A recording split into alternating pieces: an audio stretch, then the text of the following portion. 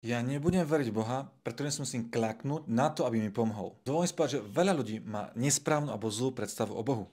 Inými slovami, nebiblickú. Že Boh sa rozhodol skloniť k nám, k ľuďom. A toto je vlastne hĺbka evanília a charakter nášho Boha. On bol v sláve neba a on sa rozhodol skloniť. Ale ja si myslím, že to je zvodom, prečo sa Ježiš narodil v maštali, lebo je tam odorazený jeho charakter, ako sa skláňa k ľuďom v ich špine a stáva sa jedným z nás. A nie len to, dokonca žije medzi nami, miluje ľudí, slúži ľuďom, pomáha ľuďom, dokonca aj po svojej smrti. Dokonca sa sklonil pred svojimi učeníkmi a im umyl nohy. V tej dobe umýval nohy sluha sluhu.